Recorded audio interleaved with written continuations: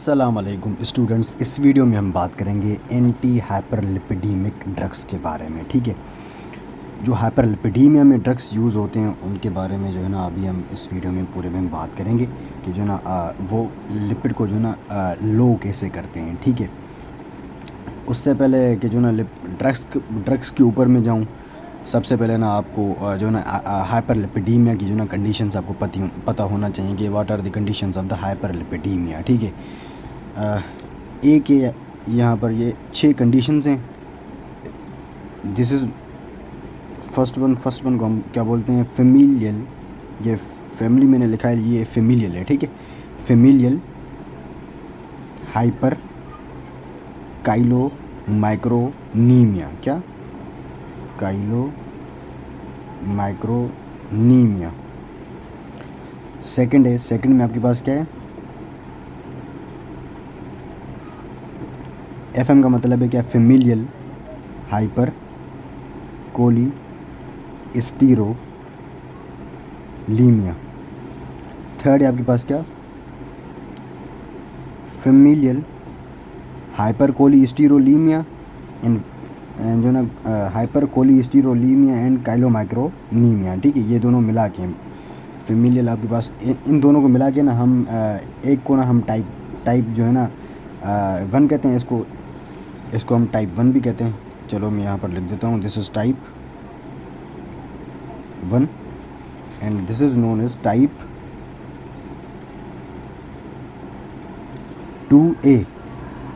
2A and इसको familial combined लिख रहा हूँ मैं। ठीक है, combined high cholesterol and chylomicron. ठीक है, और इसको हम क्या बोलते हैं, टाइप 2B। क्या? Type 2B। ठीक है, फेमिलियल हाइपर काइलोमाइक्रोनीमिया, इसको हम टाइप 1 भी बोलते हैं। ये क्या है, फेमिलियल हाइपर कोलेस्टेरोलीमिया, इसको हम टाइप 2A बोलते हैं। और फेमिलियल हाइपर कोलेस्टेरोलीमिया एंड हाइपर काइलोमाइक्रोनीमिया, इसको हम टाइप 2B बोलते हैं। ठीक है, उसके बाद हमारे पास आती है क्या, फेमिलियल डिसबीटा लाइपोप्रोटीनीमिया। क्या? फेमिलियल डिसबीटा लाइपोप्रोटीनीमिया, इसको हम टाइप 3 भी बोलते हैं। ठीक है, और उसके बाद हमारे पास आती है क्या, फेमिलियल हाइपर ट्राइग्लाइसरीडीमिया। फेमिलियल हाइपर ट्राइग्लिसराइडीमिया, इसको हम टाइप 4 बोलते हैं। क्या? टाइप 4। और लास्ट है हमारे पास क्या, फेमिलियल हाइपर डिसलाइपोप्रोटीनीमिया, फेमिलियल हाइपर ट्राइग्लिसराइडीमिया। ये दोनों को जिस तरह से ये मैंने इसको कंबाइन किया था ना, इन दोनों को, फर्स्ट वाली को, अब ये जो टाइप 3 एंड टाइप 4 है कंबाइंड हो जाएंगे। क्या? Type 3 and 4। और इस टाइप को हम बोलते हैं क्या, टाइप 5 हाइपर कोलेस्टेरोलीमिया। आई होप कि ये टाइप्स आपको पूरे क्लियर हो गए होंगे। ठीक है, अब ये नेमिंग हो गई इन सब की। अब देखें जो टाइप 1 है, अब मैं ना टाइप बोलूँगा। ठीक है, टाइप 1 जो है आपके पास, टाइप 1 में आपके पास क्या होता है, यहाँ पर काइलोमाइक्रोन्स बढ़ जाते हैं, high number of chylomicrons and triglycerides, इसमें ये होता है। ठीक है, एंड इसमें पैथोलॉजी क्या होती है, डिक्रीज लाइपोप्रोटीन लाइपेज। अब ये लाइपोप्रोटीन लाइपेज क्या होता है, ये एक एंजाइम होता है जो कि क्या करता है, जो है ना काइलोमाइक्रोन की डिग्रेडेशन करवाता है, एंड ट्राइग्लिसराइड्स की भी जो है ना डिग्रेडेशन करवाता है। तो जब ये एंजाइम नहीं होगा तो इनकी डिग्रेडेशन नहीं होगी, जब इनकी डिग्रेडेशन नहीं होगी तो ये ब्लड में जो है ना इनका नंबर बढ़ जाएगा। ठीक है, तो ये इसकी पैथोलॉजी होती है। या फिर C2 होता है, ये एक फैक्टर होता है जो कि ना इनको ना वो करवा रहा होता है, जो है ना इनकी डिस्ट्रक्शन वगैरह करवा रहा होता है। बेसिकली ये HDL से आता है, ये HDL से जैसे ये ट्रांसफ़र होता है टू द काइलोमाइक्रोन, तो काइलोमाइक्रोन की जो है ना आपके पास क्या डिस्ट्रक्शन होती है। ठीक है, अगर ये भी कम होगा तो आपके पास जो ना ये डिज़ीज़ हो जाएगी। ठीक है, इसमें कोई भी जो ना कंजेनाइटल हार्ट डिजीज़ इसमें कोई भी नहीं होती। लाइक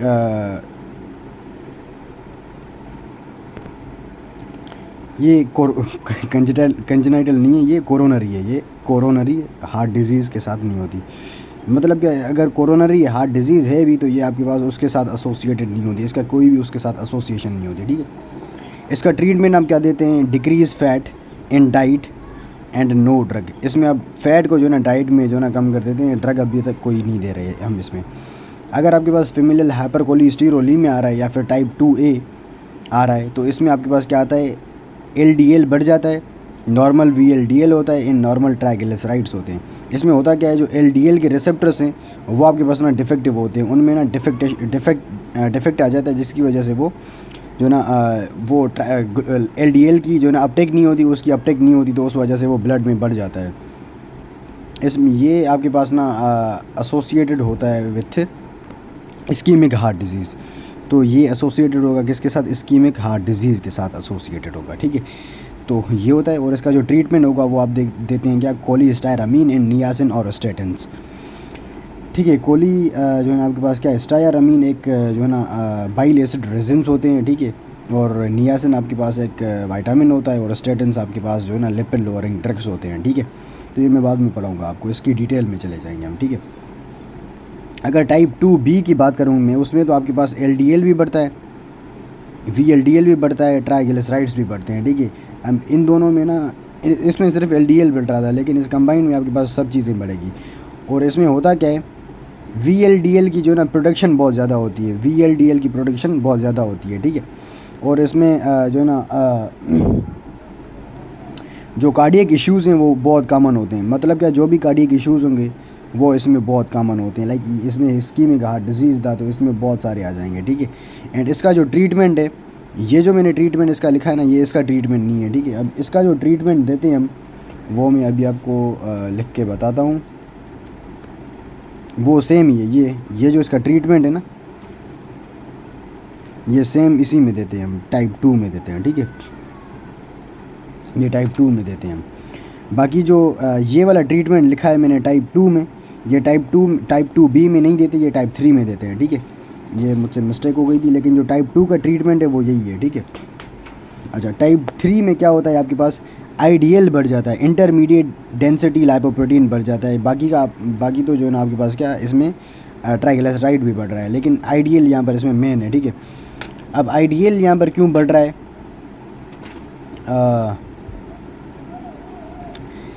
अगर आपने यार पढ़ा हुआ हो या फिर नहीं हो, कि जो ना एक रिसेप्टर होता है लिवर के ऊपर, उसे हम बोलते हैं क्या, एपोई रिसेप्टर। यहाँ पर मैंने लिखा है ई म्यूटेशन। अब एपोई रिसेप्टर का जो फंक्शन होता है ना, वो IDL की जो ना क्या करता है, वो लिवर में अपटेक करवाता है। क्या, IDL की लिवर में अपटेक करवाता है।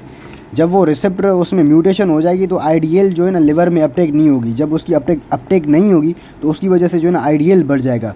तो इसकी पैथोलॉजी में ना एपोई म्यूटेशन इसी वजह से होती है, ठीक है। एंड इसमें और क्या होता है, जब इसकी अपटेक नहीं होगी तो वो जो VLDL है, VLDL जब जो ना उसकी जब डिस्ट्रक्शन होती है तो वो IDL बनता है, पहले IDL के बाद LDL बनता है, ठीक है।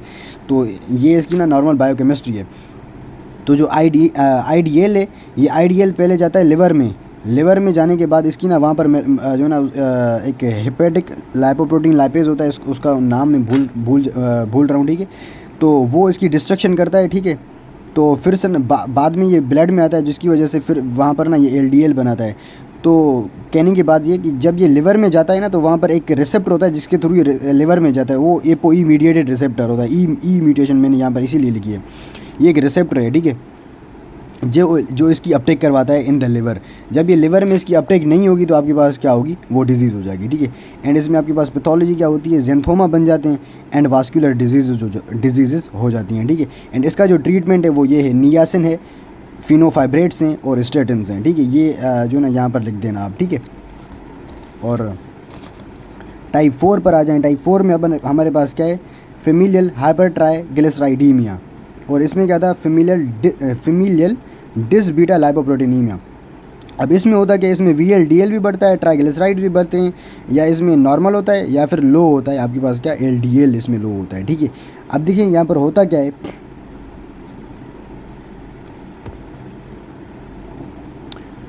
इसमें इंक्रीज प्रोडक्शन हो जाती है, किसकी, increase production or low removal और decreased removal of VLDL and triglycerides. ये एक ही बात होगी, यहाँ पर मैंने इंक्रीज प्रोडक्शन भी लिखी है या फिर लेस रिमूवल लिखा है, दोनों लिखे हैं। तो इनमें से कोई भी चीज़ हो VLDL एंड ट्राइग्लिसराइड की, तो ये आपके पास ये डिजीज़ होती है, ठीक है। इसमें ट्राइग्लिसराइड ही में बहुत हो जाता है। It is associated with ischaemic heart disease and comorbid. इसमें क्या होता है, डायबिटीज़, मेलाइटिस एंड ओबेसिटी। इसका जो ट्रीटमेंट होता है वो इसमें हम क्या देते हैं, नियासिन देते हैं एंड फिनोफाइब्रेट्स देते हैं। ये यहाँ पर लिखा है ना मैंने, नियासिन एंड फिनोफाइब्रेट्स। ये नियासिन एंड फिनोफाइब्रेट्स आपके पास इसके ट्रीटमेंट में आते हैं। तो इसके ट्रीटमेंट में भी हम नियासिन देंगे और फिनोफाइब्रेट्स देंगे, ठीक है। और उसके बाद हमारे पास लास्ट टाइप है, इसमें आपके पास टाइप 3 एंड टाइप 4 कंबाइंड है, ठीक है। इसमें यहाँ पर ये मैंने लिखा है ना सेम का मतलब है ये जो पूरा वाला है ये पूरा यहाँ पर आ जाएगा, और उसके साथ आपने ऐड करना है हाइपर काइलोमाइक्रोनीमिया। इसमें सब चीज़ें बढ़ जाएंगी, ठीक है। ट्राइग्लिसराइडीमिया भी हो जाएगा, VLDL भी बढ़ेगा, काइलोमाइक्रोन भी बढ़ेगा, LDL या तो नॉर्मल होगा या बढ़ा हुआ होगा। इसमें होता क्या है, इंक्रीज प्रोडक्शन और लो क्लियरेंस ऑफ द काइलोमाइक्रोन। वो तो है ही है, लेकिन इसमें काइलोमाइक्रोन की भी जो है ना आपके पास क्या प्रोडक्शन बहुत ज़्यादा होती है। और इसमें आपके पास होता है किसमें, अडल्ट में होता है, ओबीज में होता है, एंड आपके पास किस में होता है, डायबिटीज़ मेलाइटिस में होता है। और ये इसका ट्रीटमेंट क्या है, फिनोफाइब्रेट्स हैं ये वाले ड्रग्स, ये जो नियासिन और फिनोफाइब्रेट्स हैं ये कंटिन्यू है, यहाँ से ये कंटिन्यू है। ये इसका ट्रीटमेंट नहीं है, ये वाला ट्रीटमेंट इसका है, ठीक है। यहाँ से कंटिन्यू है, यहाँ भी आएंगे और यहाँ पर स्टेटिन्स भी आपने ऐड करने हैं, ठीक है। तो ये इनका ना जनरल ओवरव्यू था किसका, हाइपर ट्राइग्लिसराइडीमिया का, ठीक है। आप चाहें तो इनका स्क्रीनशॉट ले लें, ठीक है। तो